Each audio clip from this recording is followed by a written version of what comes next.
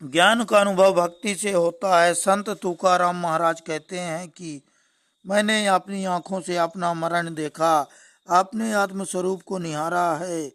मन ईश्वर में लगा हो और ईश्वर स्मरण करते करते शरीर छूट जाए तो मुक्ति मिलती है। मन को ईश्वर का स्मरण कराने के लिए जब वगैरह कोई साधन नहीं है। जब जीव से जप करो तब मन से स्मरण करना ही चाहिए। सारा जीवन जिसके पीछे गया होगा वही अंतकाल में याद आएगा। अंतकाल तक मेरा जप चलता रहा, जप की पूर्ण होती नहीं होती, भजन की समाप्ति नहीं होती। शरीर की समाप्ति के साथ ही भजन की समाप्ति। जीवन में अंत तक भजन करना चाहिए। अंत काल में राधा कृष्ण का चिंतन करते मैंने शरीर का त्याग किया। अपनी मृत्यु मैंने प्रत्यक्ष देखी, मुझे मृत्यु का कष्ट नहीं हुआ।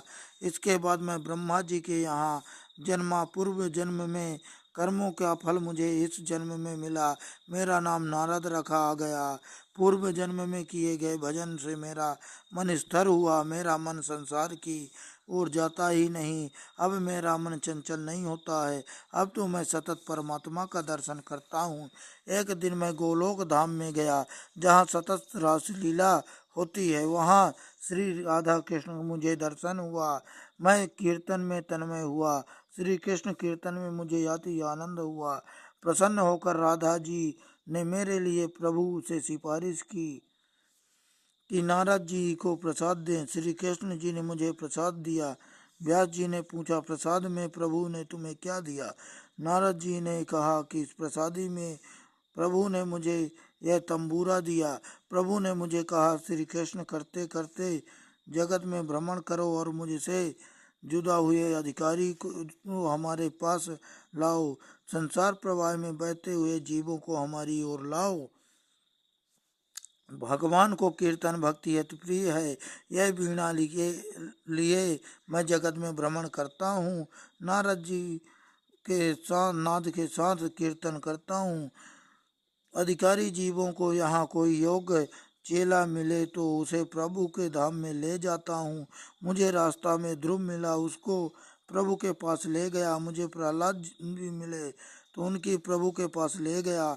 ऐसे भक्त मिले, मैं उन्हें प्रभु के पास ले गया। जो कोई भक्ति मिलते हैं उनको प्रभु के पास ले जाता हूँ। सत्संग में मैंने भगवत कथा सुनी, श्री कृष्ण कथा सुनी। फिर मैंने कीर्तन किया और प्रेम लता को पुष्ट किया। अब तो जब मैं इच्छा करूं तभी कन्हैया मुझे झांकी देता है। मेरे साथ कन्हैया नाचता है।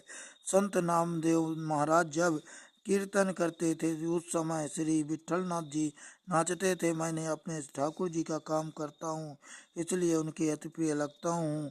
कीर्तन में संसार का भान भूले तो आनंद आए।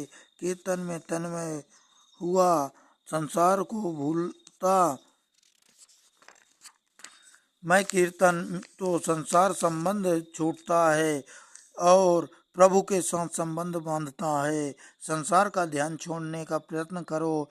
कीर्तन में आनंद कब आता है? जब जीव से प्रभु का कीर्तन मन से उसका चिंतन करेंगे और दृष्टि से उसके स्वरूप को देखेंगे तभी आनंद आएगा। कलयुग में नाम कीर्तन करने से पाप जलते हैं, हृदय शुद्ध होता है, परमात्मा हृदय से में समाता है, परमात्मा की प्राप्ति होती है। अतः काल कथा में कीर्तन होना ही चाहिए। कीर्तन बिना इस कथा परिपूर्ण नहीं होती।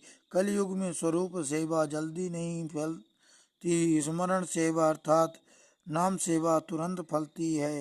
हे व्यास जी, इसका सबका मूल सत्संग सत्संग है की है। ये बड़ी महिमा है। जो सत्संग करता है वही संत बनता है।